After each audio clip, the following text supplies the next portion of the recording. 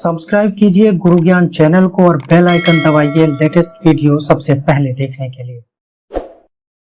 नमस्कार, गुरु ज्ञान के ऑडियो आर्टिकल प्रोग्राम में आपका स्वागत है। हमारा आज का आर्टिकल वैश्विक खाद्य प्रणाली से संबंधित है। चलिए आर्टिकल की शुरुआत करते हैं।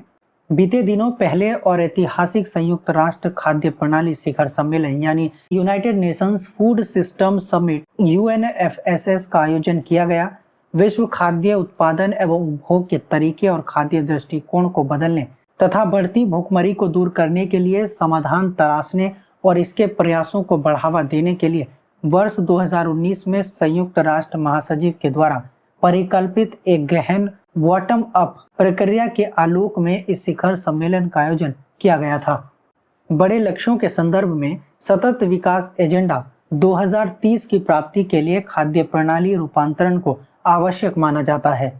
यह बेहद विवेकपूर्ण दृष्टिकोण है क्योंकि 17 में से 11 सतत विकास लक्ष्य प्रत्यक्ष रूप से खाद्य प्रणाली से संबंधित हैं। इस परिप्रेक्ष्य में यह अनिवार्य है कि विकासशील देश भारतीय खाद्य सुरक्षा की सफलता से प्रेरित हों और सीख लें। खाद्य की भारी कमी से अधिशेष खाद्य उत्पादक तक ही भारत की लंबी यात्रा एशिया, अफ्रीका और लैटिन अमेरिका के अन्य विकासशील देशों के लिए भूमि सुधार, सार्वजनिक निवेश, संस्थागत अवसंरचना, नए विनियामक ढांचे, सार्वजनिक समर्थन और कृषि बाजारों एवं मूल्यों में हस्तक्षेप और कृषि अनुसंधान एवं विस्तार जैसे विषयों में प्रेरणादायी हो सकती है। साल 1991 से 2015 के बीच की अवधि में भारत में कृषि का विविधीकरण किया गया है और बागवानी, डेयरी, पशुपालन एवं मत्स्य क्षेत्रों पर अधिकाधिक ध्यान दिया गया है। ऐसे में भारत से पोषण, स्वास्थ्य, खाद्य सुरक्षा एवं मानक संवहनीयता, अंतरिक्ष प्रौद्योगिकी की तैनाती और ऐसे अन्य विषयों के अनुभव लिए जा सकते हैं। खाद्य में समानता के लिए भारत का सबसे बड़ा योगदान खाद्य सुरक्षा अधिनियम 2013 है, जो लक्षित सार्वजनिक वितरण प्रणाली यानी TBDS, mid day meal MDM और एकीकृत बाल विकास सेवाओं यानी ICDS के लिए आधार प्रदान करता है। वर्तमान में भारत का खाद्य सुरक्षा जाल सामूहिक रूप से 1 बिलियन से अधिक लोगों तक पहुंच रखता है। खाद्य सुरक्षा जाल और समावेशन सार्वजनिक खरीद तथा बफर स्टॉक नीति से जुड़े हुए हैं। यह साल 2008 से 12 के वैश्विक खाद्य संकट और हाल ही में कोविड-19 महामारी के दौरान स्पष्ट भी हो गया है कि जहां एक सुदृढ़ सार्वजनिक वितरण प्रणाली और खाद्यान्न बफर स्टॉक के साथ देश में कमजोर और हाशिए पर स्थित परिवारों को खाद्य संकट के विरुद्ध सुरक्षा प्रदान किया जाना जारी रहा है। बात करते हैं खाद्य सुरक्षा प्राप्ति के मार्ग में आने वाली चुनौतियों की। जलवायु परिवर्तन और असंवहनीय कृषि। जलवायु परिवर्तन और भूमि तथा जल संसाधनों का असाधारणीय उपयोग वर्तमान में खाद्य प्रणालियों के समक्ष विद्यमान सबसे विकट चुनौती है।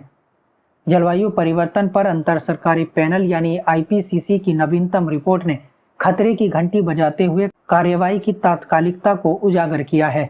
आहार विविधता, पोषण और संबंधित स्वास्थ्य परिणाम चिंता के अन्य प्रमुख विषय हैं, क्योंकि चावल और गेहूं पर अधिक ध्यान केंद्रित करने से कई विशिष्ट पोषण संबंधी चुनौतियां उत्पन्न हुई हैं।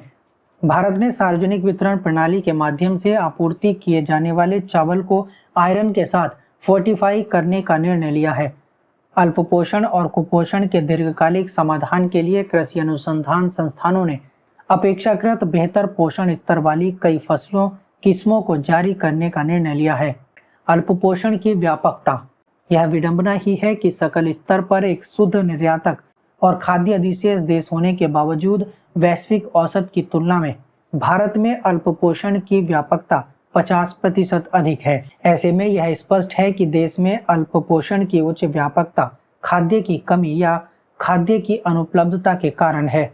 भारत सरकार और राज्य सरकारें इस विरोधाभासी परिदृश्य को लेकर गंभीर रूप से चिंतित हैं कि खाद्य अधिशेष की स्थिति के बावजूद देश की 15% आबादी अल्पपोषण की शिकार है।